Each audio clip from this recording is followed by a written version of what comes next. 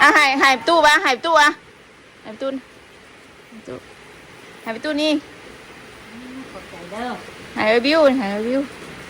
หายวิวขอบใจน้องว่าเนาะขอบใจพอขอบใจเป็นเนาะขอบใจลูกอ่ะตู้จอยว่าเรามีของฝากเราไปหามึงดอกเราแม่ดีๆสั่งให้ได้แล้วกูไปหรอกครับผมมีของฝากแล้วเพื่อนเห็นบอกปลาไว้ไม่กิโลมันยังขังอยู่บ่ยังอยู่เขาแน่ๆเขาบอกแล้วมาขายบ่หรือเราเอามาให้นี่วะไปให้ขัวก่อนว่ะอันแต่ว่าแมงกิโลนี่โมมั่นใจแต่หน่อไม้นี่มั่นใจอยู่ว่าเราเอามาให้วะไม่จริงแล้วกับว่าแมนเงินห้าหรอกเงินไปตู้วาสนาอ่ะใจหายเจ้าขอบบุญกับคุณเพิ่นและมาวันเกิดอันบาดมื่อหนาเราหายของควันขอบคุณเด้อสำเร็จตู้วาสนาโดยดีไม่แห้งยินให้ลูกให้หลานในวันนี้มีแต่สุขภาพกับกายแข็งแรงแหละดีไม่แห้งก็แข็งแข็งเป็นหุ่มโฮมไส้ให้ลูกให้หลานตลอดปีตลอดไปนั่นยืนเอาให้ดีแห้งว่ะตื่นเต้นได้เราตื่นเต้นเลยขายเราไม่ว่ามื่อนี้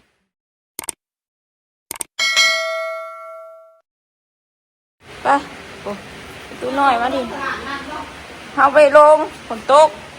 สบายดีเด้อตาดูฮะเอาซื้อตั้งแต่มือนั่นคนใดนี่กะ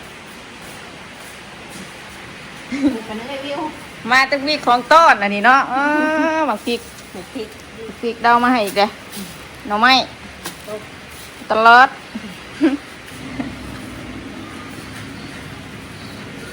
ยังไม่ได้ปัดเจ้าเพื่อนกะวาดกระปูวะน่ะ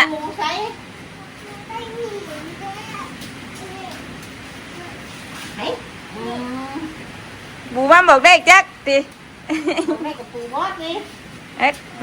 เคลียร์ก่อนเห็นอะไรน่ะไปจะเบิ่งก็ไปเช็ดนั่นแหละเจ้าจะเคลียร์ออกมาบ่เคลียร์ออกมารถคะแนนเจ้าอย่าจับเด้อเมียงมากับวี่บะดิเอ้ายังมาบอกเลขบ่น่ะวิวมาเปิดกระยาลูกมาเปิดกระยาเด้อพุ่นน่ะมันซี่บอกไปแบบอยู่พุ่นน่ะเอาแม่บาดออกมาว่ามานั่งพิมพ์ใครพี่ก็ได้ลูกทั้งอันเพื่อนมายังมาเลยปัดซับชวนไปตู้มานั่งพี่หากระเฮ็ดกับข้าวเลยวิวนี่ยังไม่ทันได้ชุกซับให้นั่งนะลูก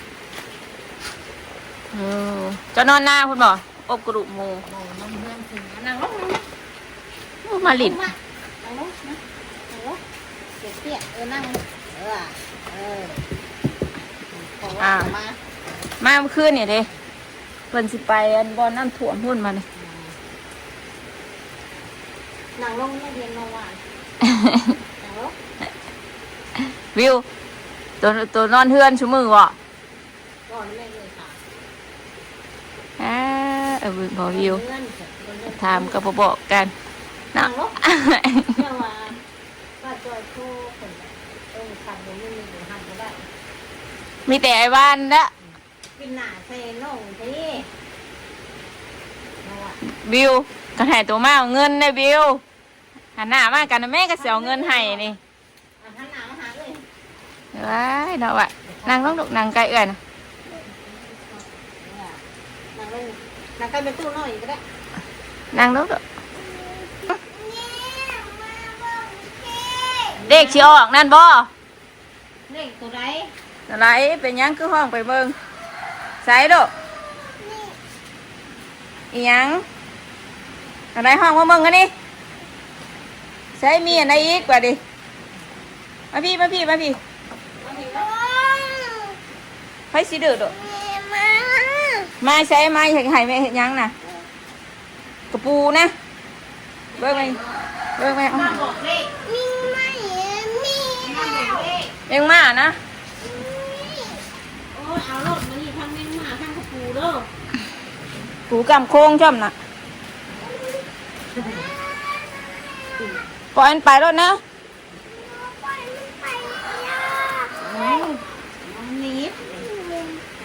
มันก็อยากไปเพราะมัน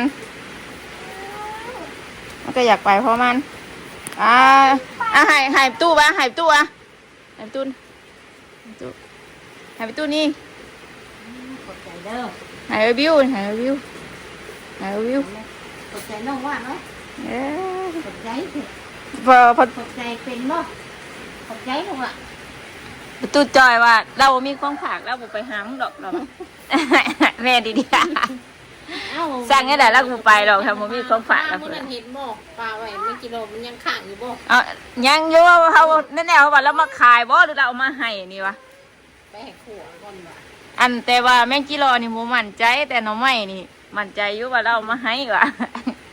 เอาไม่กินแล้ว กับว่าแม่นเงินห้าหรอกเงินไปตู้วาสนาอ่ะแต่หายเจ้าขอบคุญขอบคุณเพิ่นและมาวันเกิดอันบ้านมื้อหน้าเราให้ของขวัญ ขอบคุณเด้อสำเร็จตู้วาสนา โดย ดีมีแห้งยินให้ลูกให้หลานในวันนี้ลูกอัน มีแต่สุขภาพกายแข็งแรงหั่นแหละ ดีมีแห้งข้าวแข็งเป็นหุ่มโพมไส้ให้ลูกให้หลาน ตลอดปีตลอดไปนั่นน่ะยืนเอาให้อยู่ดีมีแห้งว่ะว้าว ตื่นเต้นได้เราตื่นเต้นเลยขายเราไหมว่ามื้อนี้ ขายน้ำใหม่ข้าว ช่างห้อยมื้อนั้นเฮาลงไปรัดเจ้าแล้วบ่เห็น ไม่ได้ลงมือน่ะ ถามตู้กองว่าแล้วไปนอนหน้าแม่กวานไปนอนหน้าเพิ่นว่าเฮ้ยปั่นกันนะแม่ ใจเอ้ยแม่นะขอบใจไม่ตู้วาสนาแม่ล่ะลูก ได้เงินเดี๋ยวนี้เปื่อยอยู่นะบ่เข้าใจกัน น้องขึ้นเราเป็นว่าฮะเมื่อจากมาแต่เมื่อนั้นนะผลบอกว่าป้าจอยโทรแม่หันขับบ่ได้นี่บุนี้ผมมาแล้ว เขาบอกว่ามื้อใดว่างยังเข้ามาก็ได้วะ โทรศัพท์ไปเลยเด้ บ้างมื้อใดโทรหาเราได้แม่บัดนี้วะโทรศัพท์ที่อยู่ในบ้านวะ จะถ่าเรามาพุ่นแหละวะ ปิดก่อนปิดทาง เจ้ามาหุงไม้ใส่มาให้เฮามื้อนั้น น้ำมัน ตามหากระเบิดเมื่อวานนี่ ผมบ่ได้ปิดมาเรื่องวันผมบ่ได้เอามาให้ ตามแซ่บแล้วจะอ้วนวะมันอ่อนเป็นน้ำปัว มาให้อีกมือใหม่นั่นมันกมันกุน ๆ ยังหลายอยู่ แต่ก่อนหน้าเราคือบ่มีนะแต่ว่า หน้าบ้านหน้าของไทยมีอยู่หน้าของไทยมีของอาอยู่หน้าบ้าน ฝนตกก็ยังได้ขายน้องใหม่เสยน้องบิวแม่ตัวบิวปเตี้ยได้ปลาได้นะ ได้บ่ แม่ไปเฮ็ดปลาแดกนะบิวเมื่อวานนี่ให้เมยไปเอากระซ้ำเต็มกระซ้ำนึง ว่านี่บ่ได้เวที่บ่อยากกินกับบ่มีนักกิน โอ้ยปลาบ่กระลายบ่ไปเอานั่นแล้วแต่ว่าเฮาหักบ่ได้เอาปลาเข็งนี่เฮาบ่เอามีแต่ปลาเข็งเฮาจักเฮ็ดอะไรกินเฮาบ่ยากซ้ำปลานั่นเฮาสินั่นอยู่จะขึ้นได้ลูกลงมาน่ะแม่ขึ้นไปสร้างกันน่ะปลาตัวโหเนาะบอกให้น้องลงมาแม่นางวิว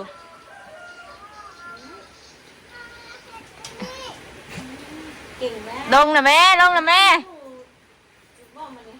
บ่ได้ไปเมื่อวานนี่กะเราผากกล้ามโค้งมาให้บักกะลายนึงเมื่อวานนี่ฝากว่าน้ำเอ้ยเมยไปเอาปลามาอุ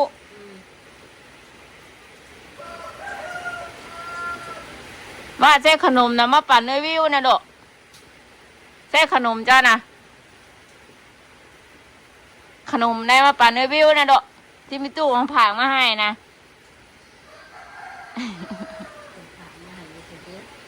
ตู้ผากมาให้แต่มือนะผู้ได้หางยังบริแกะวะมือทำแกะตั้งแต่มือ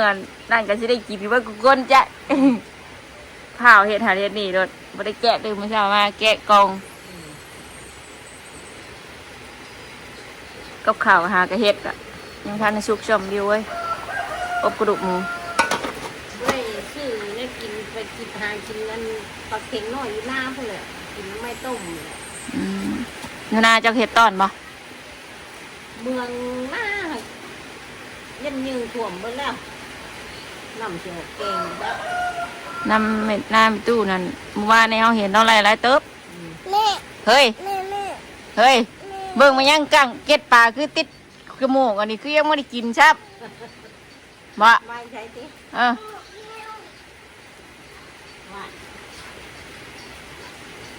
แม่ไปเบิ่งขนมปันเอ้ยบิวก่อนเด้อโอ้ขึ้นไปยังลงมาน่ะแม่ลูกเอาให้เอ้ยเอาให้เอ้ยอ่ะให้เอ้ยปันให้เอ้ยอ่ะ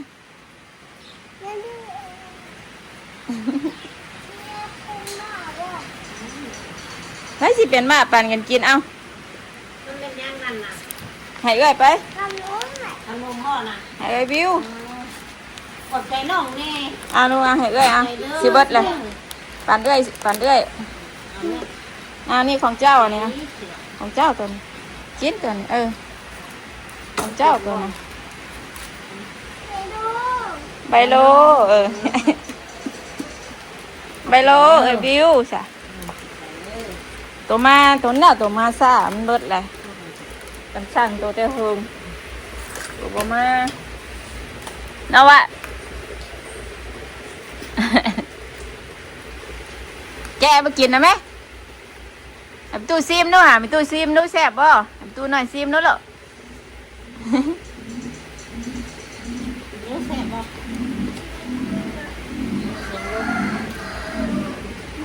มาแม่จะถือหายพานะไอ้ตู้ซิมดูเข้มบ่เหรอตู้ซิมดู เซ่น่ะบปันมีตู้บรีนะ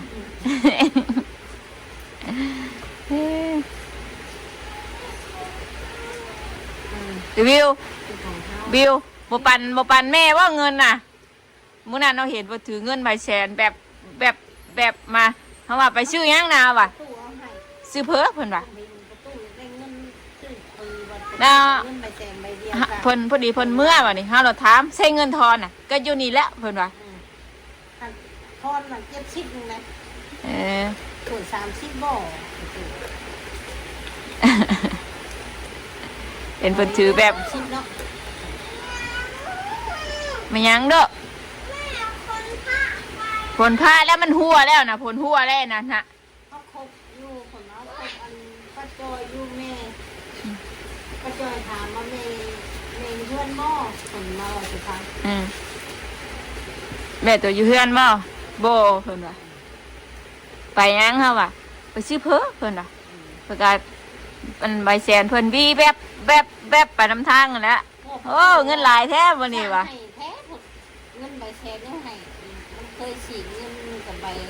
5,000 10,000เลยฉีกโอ้หมูมีใบเดียวเท่านั้นแล้วใบเดียวก็เละให้หัวก็ได้เงินแล้วก็ถามมาเข้าบ่ได้บ่จักอยู่บ่จักแล้วอันนี้จังเงินใช่เข่าเจ้าชิมาเอามื้อได้เข่านะนกกระจาบกัดชิเบิดอันนี้นะกัดบ่คำบอกว่าบ่รถไถมาแต่หน้าเพิ่นก็มันเห็นจิกแก้วจิกอีกกัดนกกระจาบนะบึ้นจะเข็ดจังไงมื้อนั้นอยู่นั่นเลยชาย2 ศอกอันนี้ทางเนี้ยครับทางยากแล้วมันฝนตกแล้ววะนี่มาถามว่าเรารถไถมาว่ะ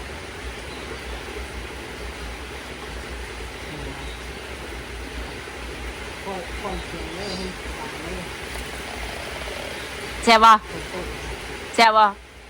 ปั่นไม่ตู้กินแน่ปั่นไม่ตู้กินแน่ไผเด้สิปั่นไม่ตู้นี่บิวก็ยังบ่ปั่นแม่บิวกะ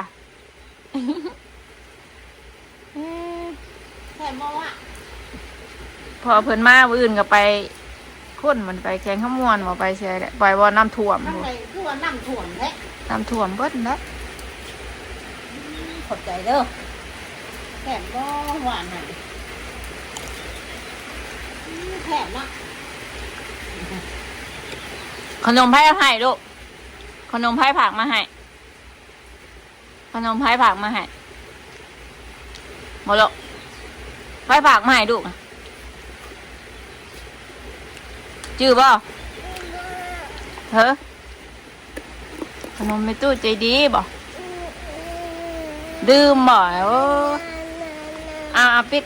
กินดีบ่หรือปิดเมียดกินมาไปนั่งกินเนาะนั่งเลยบ่นั่งลงบ่เปื้อนเนี่ยมีตู้เส้นให้ละนั่งเนาะใส่กับข้าวแล้วแม่สิไปอาบน้ำว่าสิปัดเพื่อนว่ะ อยู่ก็พอค่ะคุณทะยังไม่โทรถามตุเตี้ยอยู่ไล่ปลาหลายว่าทำได้ปลาคอใหญ่สิไปเอามานั่นน่ะมาแกงกินเหรอทำอะไรไป ปลาใหญ่แค่นี้นะ บุกบวบหน้าเรากับพ่อได้กินอยู่แล้วน่ะเจ้าไปแวะเอาวะนี่มาแกงอ้อใส่ปูใส่ปลาถ้าไปเมื่อนั้นน่ะเปิดติ๊กขายแล้วแต่ว่า เพื่อนพี่แม่จะได้เอาผิดไปให้เราก่อนมัน เออ เพื่อนเราแม่ เมื่อนั้นบริยอมเนี่ยเมื่อนั้นน่ะมาฮุบมายอมมือใหม่มาเอาอีกเลยน่ะน้องกูบอกให้ฮุบเอาอยู่เพิ่นว่ะน้องกูบอกว่าฮุบมาเลยมาเอากูดื้มเพิ่นว่ะ บอกว่าจะปิดเอารถบอกว่ายันคนว่ารักไว้สิรัก จะปิดมาขายพอมอเนี่ย ปิดมาขายเนี่ยมันแสนมันเอาไว้แต่มันเน่าเลยมันฝนตก ฝนตกสิเนาะ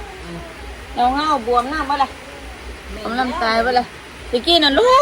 กต้องปลูกใส่ห้างทำแบบนี้นะใส่กระสอบปูนนี่นะน้ำเลื่อนกันมาหากับเป็นหมากนี่เด้ เด้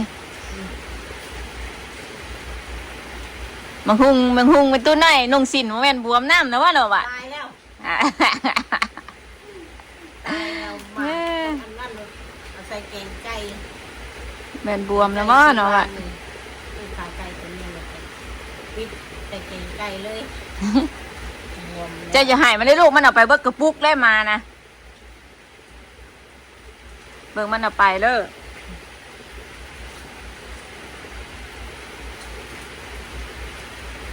แค่บ่เลย เบิ่งมาดีเดียแล้วลูกเงาขึ้นสูง แค่บ่ ๆเอาผามนี่เอาผาเอาปะ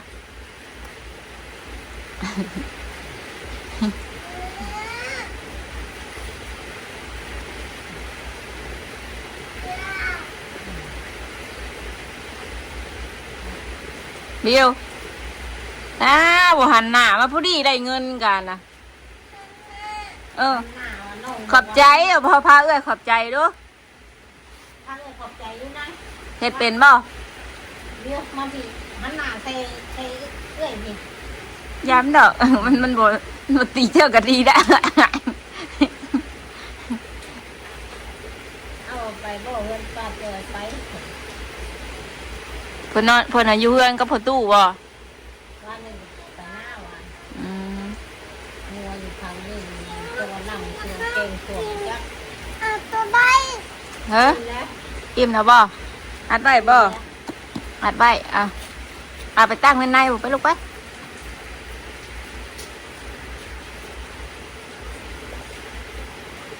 บ้านเราว่าแล้วอยากไปน้ำมีตู้ชั่วโมงอ่ะฝนตก ไปเนี่ยทางเปื้อน เปื้อนมื้อนั่นพาเพิ่นไปทั้งนั้นรถแต่เอาเงินเล่งให้มีตู้ไปโลขี้ตมสุกเงินง่ายอ่ะเมื่อทั้งผีซ่าแล้วแม่เราอ่ะ ตู้คือได้ไง เรียกหมูตุ้ยเพิ่นผ่านมาเห็นหมูตุ้ยเมื่อนะอุ้มหมูตุ้ย ตัวไปซื้อลาบ่ ได้ผู้หาพันทองน้ำใด10,000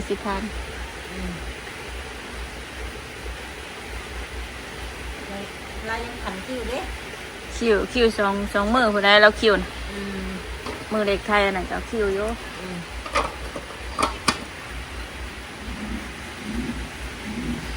เมื่อยังสิไปหน้าอยู่บ่ ไป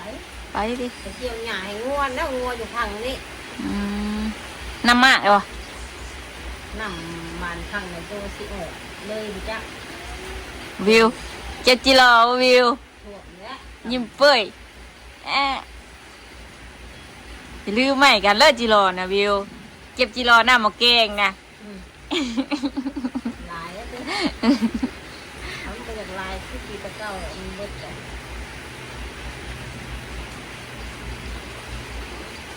บ่ได้บอกแม่ว่ามือนั่นนะกันบอกให้ไม่ให้พาแม่มาลีดนะไอ้ บริบอกโอ้คนเราอ่ะก็จอยทานหาแม่ ฮะว่าบ่แรงบ่เกินบ่แรงดอกว่ายังชะม้อยอยู่เอ้าตัว เพราะว่ามาคนเราจะฟังว่าแม่ แม่พอตู้จอยว่ากูบอกแล้วอยู่เพิ่นว่ายันเราบ่มีของฝากมึงไงยันเราบ่ไปเพิ่นว่าโอ้ยสิหาของฝากอีช่างว่า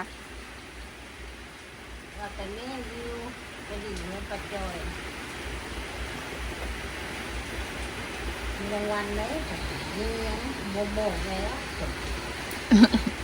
เพิ่นก็เพิ่นก็ไล่เด้ตุเตี้ยได้เสืองามมากระลายโตวิวเอ้ยมือนะ มันก็วาดถามมาบ่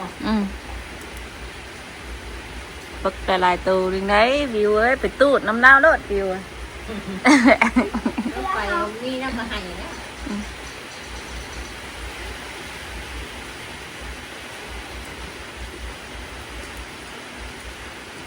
ลุงเตี้ยก็เช่าแห้ง พอเพิ่นเอาลงมาจะรถเมื่อกี้นี้เลยยาเลยหายเอื้อยโดนเอื้อยแล้วแม่สิยากแต่เช้าแต่เชี่ยวข้าวยังบ่ได้กินเปิดเมืองเจ้าอย่างเมืองหมอนบ่เด้หอมบ่หอมบ่หอมบ่หอมบ่ยังบ่สุกหอมกุ้มๆบ่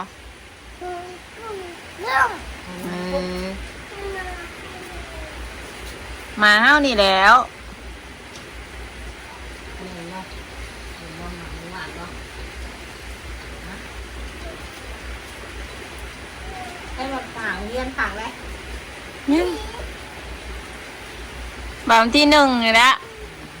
ฝนตกสิจะเป็นแต่ไปบ่ ผมก็กามมันกินลงไปตลอดมันอยู่ในเศร้า จ อย่างเลย ำทางเพื่อนเนี่ยยันไปจอยแล้วสิพาหลดลมเดือยอยู่หรอก โคราชโคราชมีได้แล้ว อัน อันว่าต้องไปนั่นใครเนาะไปน้ำตะพองก็ได้ ตนเล้งทำตนเล้งอ่ะสิมาน้ำอาทองได้อยุอาทองไปชูมือเด้ทำตนเช้านี่ต้องไม่จอยชุง ป้าแล้ว ไปตู้สิเมื่อแล้วตู้สิเมื่ออะไรคนโทรนำแหละขอบใจมีตู้เด้อหน่อไม้มาให้กับหมักพริกเด้อจ้ะ ใจคือการ สามเฮ็ดออกอะได้กินน้ำเน่าแล้วก่อนหมูเลย เฮ็ดมื้อนั้นอีสังก็จะเอาหน่อไม้กับแมงจิรอเนาะมีตู้น้อยเอามาให้ว่ะอาทอไล่อยู่บ่สามเฮ็ดออกแล้วก็เอาเฮ็ดย่ำอึ้งแล้วก็อึ้งมาให้ว่ะย่ำหน่อไม้แล้วก็หน่อไม้ว่ะไล่อยู่ว่ะ อยู่ใกล้กันบ่ได้แย่ใครจะเพื่อมันสิกินน้ำกันเด้อ กินน้ำกันแล้วหน่อไม้เอาให้เพิ่นได้ไปแกงหมดนะ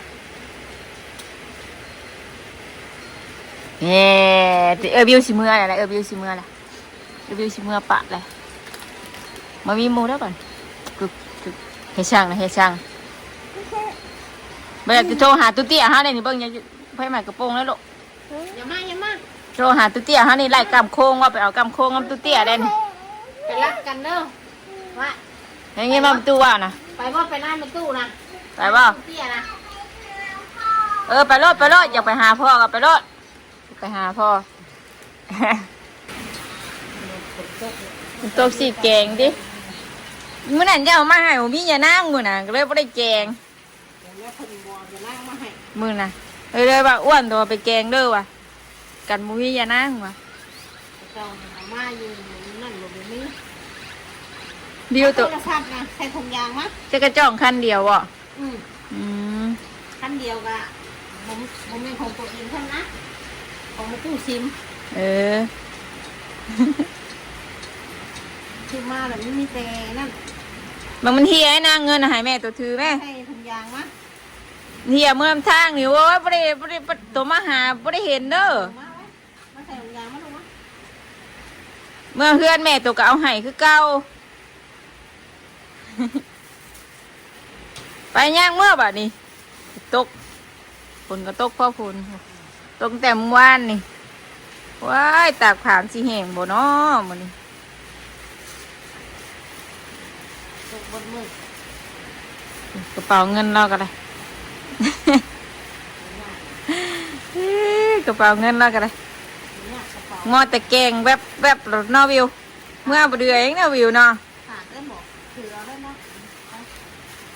กับป้าเลยเด้อ โดยขอบใจได้ไป อันแรกก็ ตัวนั้นแล้วของดูนะ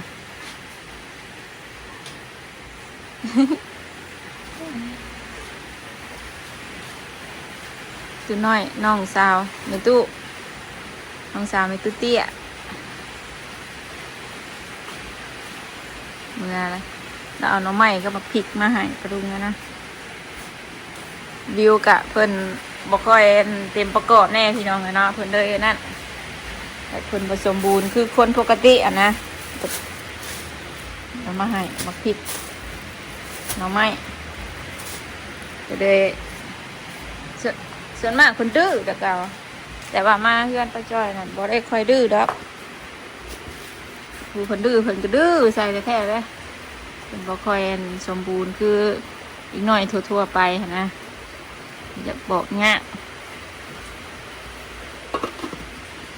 ถ้าปัสซะเนาะป้าจ้อยก็สิจบคลิปเพียงส่ำนี้ก่อนเด้อขอบคุญละลายปลาลุงเนาะที่เขามารับชมโดยที่บ่กดข้ามโฆษณาของแม่จ้อยโดยตลอดมา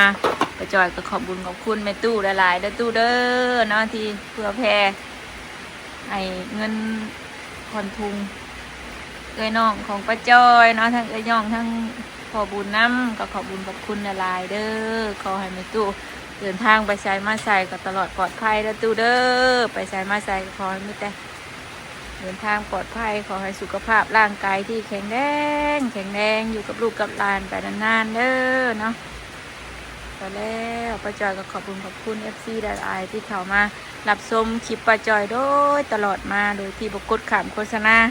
คลิปนี้ก็ไปแล้วกล่าวเข้ามาสบายดีเด้อเนาะ